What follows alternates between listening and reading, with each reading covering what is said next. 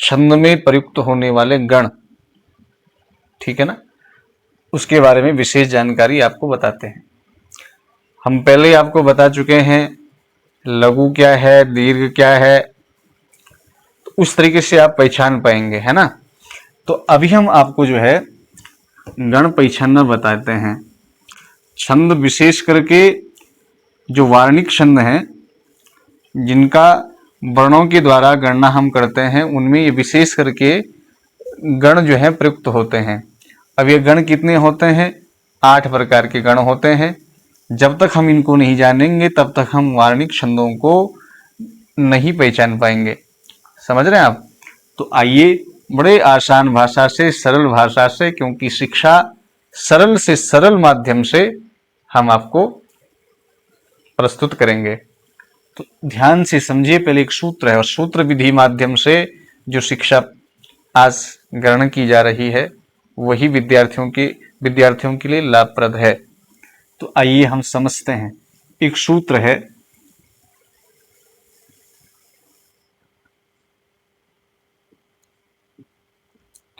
यमाता राज भान सलगा।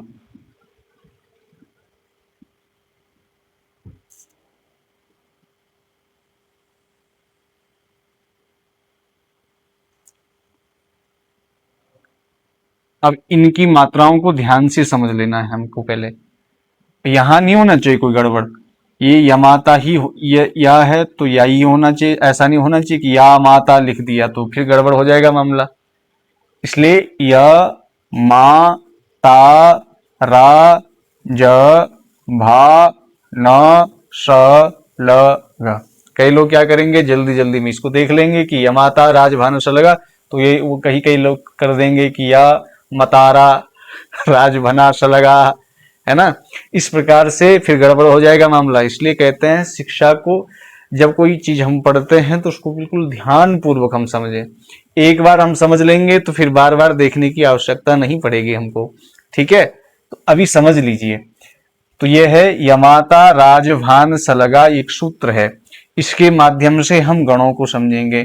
गण कितने होते हैं? ये कुल मिलाकर के जो है गण जो है हमारे 8 होते हैं। कितने होते हैं गण? ये 8 होते हैं। अभी 8 किस प्रकार से हैं हम इस सूत्र के माध्यम से अभी निकालते हैं। कैसे निकलेंगे गण? तो 3 अक्षरों को लेकर के एक गण बनता है। 3 अक्षरों को लेकर के एक गण बनता है। तो हम जिस अक्षर से प्रारंभ करेंगे उसी अक्षर के नाम से उस गण का जो है नाम पड़ जाएगा। तो जैसे हम या अक्षर से लेंगे पहला, तो यगण ले लेंगे। अब यगण कहां से कहां तक बनेगा? तो या मा और ता तक जो है यगण बनेगा। तो यगण का क्या चिन्ह होगा? हम एक थोड़ा सा डायग्राम आपको बना देते हैं। पहले यहां लिखते हैं हम गण, ठीक है। यहां लिख देते हैं चिन्ह। और चिन्ह कैसे कैसे लिखते हैं बताओ तो? ये है चिन्ह, ठीक है। कई लोग क्या लिखते हैं चिन्ह? ये सर्वदा अशुद्ध है। इसलिए जब लिखते हुए भी कभी भी हो तो इस प्रकार से हमको समझना चाहिए, है ना। एक एक अक्षर को किस प्रकार से लिखते हैं, कैसे लिखते हैं। कई लोग क्या करते हैं, बाद में प्रैक्टिस करते रहते हैं कि कौन सा शुद्ध होगा, कौन सा शुद्ध होगा, कौन सा अशुद्ध होगा।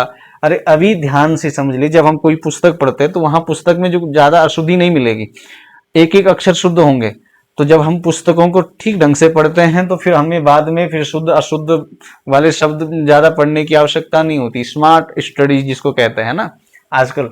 तो चिन्ह कैसे लिखते हैं? इस प्रकार से चिन्ह लिखते हैं। तो हमें आपको अभी क्या समझाना चाह रहे थे?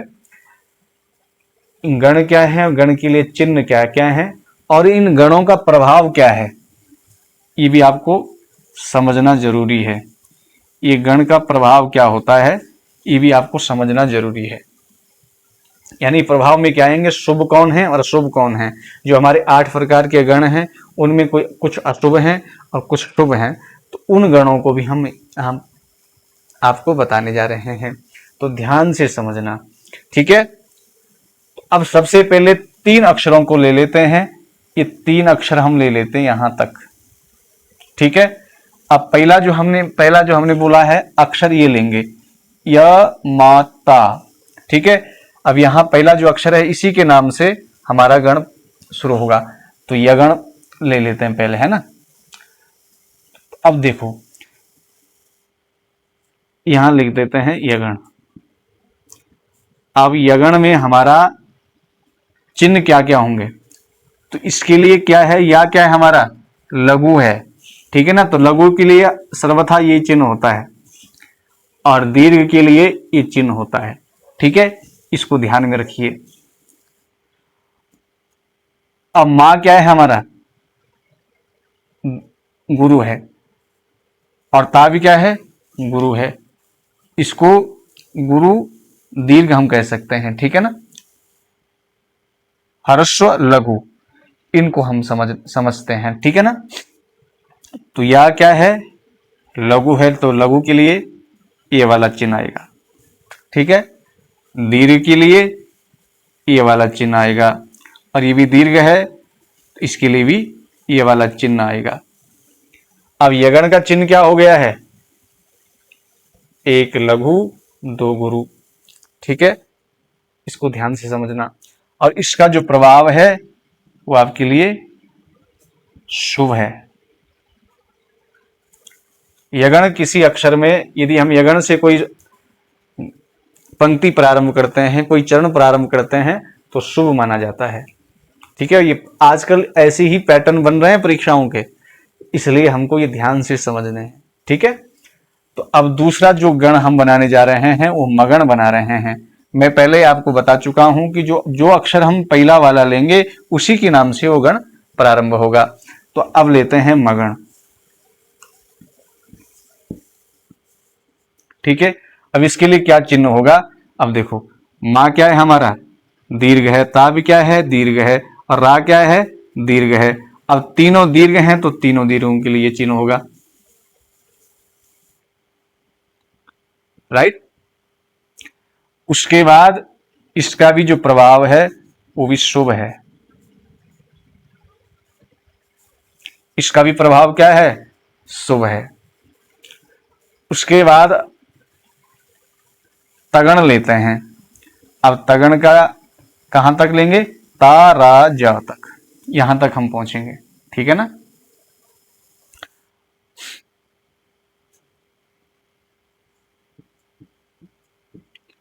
लिखते भी जाइए इनको, है ना, और पहचानते भी जाइए। अब इसके लिए क्या चिन्ह है, ता क्या है हमारा, दीर्घ है, रा क्या है, दीर्घ है, जा क्या है, ध्यान से देख लीजिए जी, देखो इसको ढंग से, जा क्या है, लघु है। तो प्रथम क्या है, 2 गुरु हैं, अंतिम एक लघु है। उसके बाद इसका जो प्रभाव है वो अशुभ है। कोई भी आप देखो, अभी तो इसकी आप सोचेंगे यार क्या अशुभ क्या शुभ है, लेकिन कभी कभी आप बड़े कवि बन गए और आप तगड़ से कोई रचना प्रारंभ करते हैं तो लोग सोचेंगे यार पढ़ा लिखा नहीं था कि, इसलिए इसका जो प्रभाव है वो अशुभ है। ठीक है, अब देखिए ध्यान से, अब ले रहे हैं हम रगण, और रगण क्या है, रा जा भा, यहां तक हम जाते हैं। अब रा जा भा,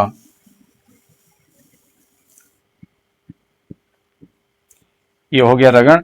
इसके लिए क्या चिन्ह होगा, पहला जो है वो दीर्घ है, दूसरा लघु है, और भा क्या है, दीर्घ है। इसके लिए चिन्ह आ गए, और इसका भी जो प्रभाव है वो अशुभ है। इसका प्रभाव क्या है, अशुभ है साहब। तगण रगण ये अशुभ हो गए। ठीक है, यगण और मगण ये शुभ हैं।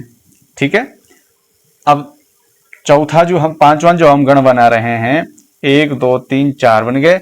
अब पांचवा जो गण हम बनाने जा रहे हैं वो जगण बनाने जा रहे हैं। तो जा और भा और ना तक हम जाएंगे।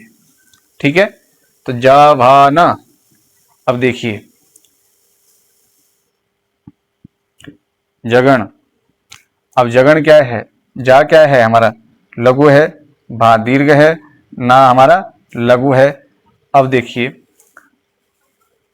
लघु, दीर्घ और लघु, जगण क्या है, प्रथम लघु, द्वितीय जो है दीर्घ है, इसको मध्य भी बोल सकते हैं ना, और अंतिम क्या है लघु है। और इसका भी जो प्रभाव है वो भी अशुभ है, इसका जो प्रभाव है वो भी